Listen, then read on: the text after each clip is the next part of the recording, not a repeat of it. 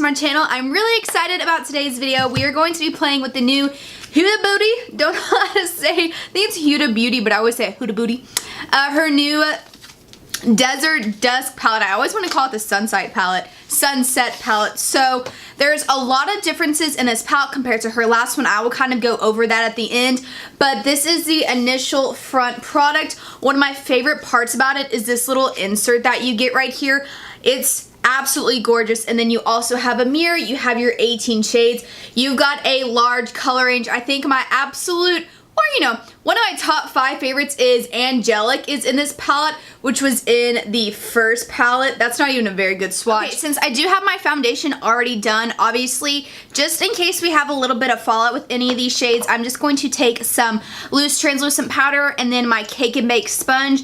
We're gonna pick it up. Jaclyn Hill taught me this technique, and we're just gonna kind of press it right here. This is also a really good way to make sure you're not bringing out your eyeshadow too far. If you're doing a wing, it's just kind of a really good guider. And then if you have any loose fallout, you can kind of just brush it away. This is what the palette looks like. Absolutely stunning. I'm initially going to go in with a Morphe M411 brush, and we are going to go in with Eden. It's this really pretty peach shade right here.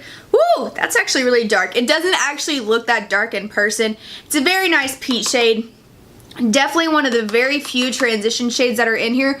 There really are not that many transition shades. Look at that pigmentation, y'all. I need to wipe a little bit more of this off. Woo! I'm just going to buff this from outer corner to inner corner. As always, we are going to place the majority of the product in the outer corner, and then when we start getting a little bit less and less on our brush, we're going to move it forward. And always remember to buff into that inner corner. That's the place I always forget about. I'm going to take a slightly bigger buffing brush. This is a Morphe M300. I think we're just going to go in with a smidgen of musk. I don't want to jump into that orange shade just yet. This is another one of the transition shades. We're gonna see how pigmented this is, and honestly, we're just going to work this just like we did that other shade. We really just need to get a good transition base down. Ooh, wow, that's a lot more pigmented. Okay, so I am slowly but surely finding these are a lot more pigmented than I think they are. Now we're going in on the other eye with a very small amount of product, and we are just going to, again, blend this windshield wiper motions. I'm going to go in with a Morphe M433. It is the flat top blending brush, so as you can tell, it is flat instead of being rounded all the way. I find this as a very good tool for hooded eyes when it comes to creases. So we are going to take Saffron and Blazing. Those are terrible swatches. Saffron, this red reminds me of Man Eater. From the other palette, I'm not sure if they're the exact same. I honestly have not compared or anything with these palettes except for I noticed Angelic, which I was totally okay with. Start off by putting Blazing down, and then we're just going to pack Saffron right on top. So we're just gonna, I am living for this color. Yes. This shade is gorgeous. Okay, I'm not gonna clean off this brush, and we're going to go in with Saffron. And this is going to be our last deep shade that we are putting on. And we're just going to, wow. Woo, that's a lot of color. We're just going to pack that right on top, y'all. These are extremely pigmented. Like, I'm tapping off quite a bit of product, and I'm still having quite a bit get put on my eyes. So I would say instead of going in, you know, with a couple taps when you're initially picking up the product, honestly, you're probably going to be okay with like one tap. These are a lot. I can already tell these are a lot more pigmented than the other palette. Just, I've been playing with this palette for over a year. I've done multiple looks with it. I've played with every single shade.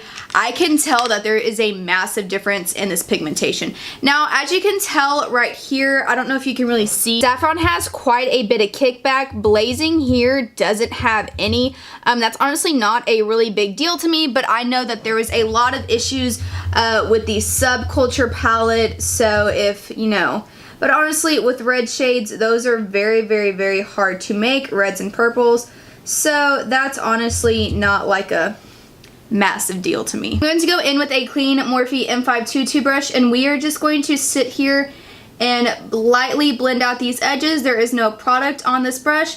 I just want to make sure that everything is completely blended to the best that we can before we move on to our next step. Okay, I'm going to take some Wet n Wild concealer and then just a lip brush from Morphe. This is an MB19 brush, and we are going to cut the crease real quick.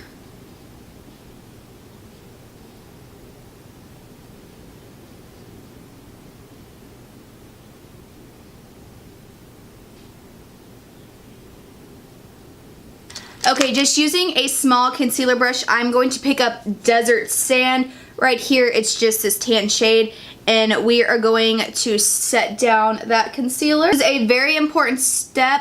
If you put concealer down and then go in with a color and try to blend it out, it is literally just going to smear everywhere, and it will turn into a hot mess extremely quickly, and that is the last thing that we want. I'm going to take this Morphe E36 brush. It's this very small precision brush, and I'm just going to literally go back in with every single shade that we used, and I'm going to start blending that edge right there to make sure that there is a nice gradient effect, but it's still a very precise cut crease. Some people may think this step isn't necessary, which necessarily it's not.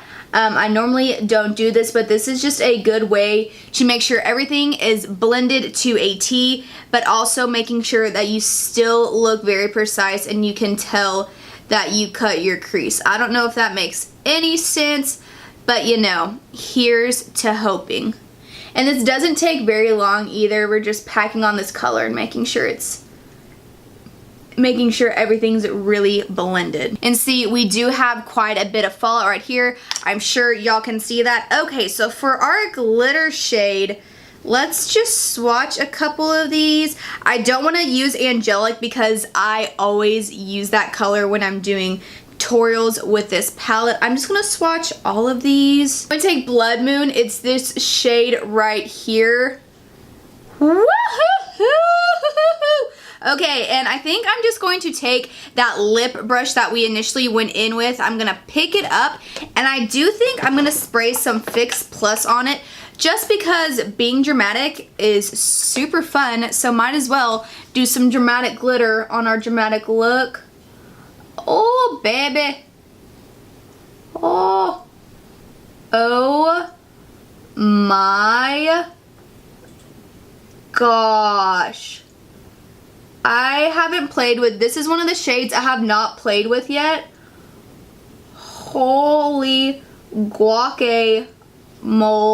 We've got major fallout, so we're just gonna do a little slight brushing. Okay, y'all. This is absolutely gorgeous. Like, I am actually really shocked at how pigmented that was. I was by no means expecting that. I think I want to light it up just a little bit, so we're gonna take Twilight. It's this duochrome shade. Do we have room? Whew. And I'm just gonna take it on my finger, and honestly, we're just gonna tap it right on top. Oh yeah, that adds the perfect, oh my gosh, y'all. I am dying. Okay, still a lot of fallout. We are done putting eyeshadow on, at least on the top eyeball, so we're just gonna blend all this junk off. I'm going to take a mix of Eden and Musk on my lower lash line. I am going to do that with a Morphe M431 brush, and we're going to attempt to not poke out my eyeball. I'm going to put on eyeliner, mascara, and lips off of camera. I will jump back on and we will see if we need to add anything else to the eyes, and then we will get to comparing the palettes. just ignore the hair, guys. I'm going to work, so I'm not even trying to mess with it. So now we're gonna kind of go over just the packaging, the differences, and all that good stuff. So to start off, the initial packaging is completely different. This is from the Rose Gold Texture Palette. It is literally just a slip, and this is from the Desert Dusk Palette. It is an actual box. And another plus with the Desert Dusk Palette, it comes in with this cute little template, which I absolutely love. I think things like that are adorable. Now for the actual layout of the palette, this one feels a little bit heavier, but it does have a thicker palette. It has a mirror, and honestly, it's thicker because the actual palette itself has a lot more detail to it. So I personally didn't mind having this clear little see-through thing going on here. I think it would have been cool if this was the front and then you opened it up and this wasn't actually clear, but it did have a mirror. So for me, the only drawback of this palette was the mirror, but it was really easy for me because if I knew I was going for like a really gold smoky eye and I was trying to find the perfect gold, I didn't have to go in and open up the palette because honestly, most of the time I didn't keep it in this. So that was one thing that I liked about it that a lot of people didn't. Mirrors aren't a really big thing to me because if y'all notice in my videos, I always have just a small compact here. It's easier for me to work with those than giant mirror palettes. It does kind of stink, it really does, but it's not something that's a turning point to me. Overall, the colors I absolutely love. Like I said, the textured palettes, or textured colors did not work out for me, but Angelic is just, y'all, that's my shade. And Maneater. So I think we're going to compare these two because there was some controversy saying that these are the same. And I can definitely tell that this palette is a lot chalkier than the newer one. Obviously, this was her first eyeshadow palette. Formula changes, but overall, this was a 10-10 palette. So now going into this one, I absolutely love this. I love how this is her signature thing, is her eyes. And obviously, you open it up, you have a mirror. Let's just say hi. Can we find the camera? Hi, guys. Okay, so kind of like color quality, I don't personally see a difference. Obviously, you have neutrals, warms, cools, shimmers. This is such a purple toned, cool toned palette in my personal opinion. Again, it's whatever you want to think. So we're going to swatch Angelic and Saffron. Angelic, I think, is the exact same. These top two are from the first palette. Bottom two are from the second palette. Angelic looks the exact same. Let me zoom y'all in. As you can tell, Angelic is the exact same. I can see why they think Saffron and Maneater are similar, but Maneater kind of has more of a pink undertone and Saffron has more of an orange undertone. Obviously, like I said, the first palette with these two is a lot more chalky, so the swatch came out better on Saffron. But I personally like both of them, and I know I will use both of them endlessly because they are both very good reds. I do feel like you get quite a few more shimmers in here. First palette had 8 shimmers. This one has 10, and also Cosmo right here is literally a glitter. So obviously it is very chunky.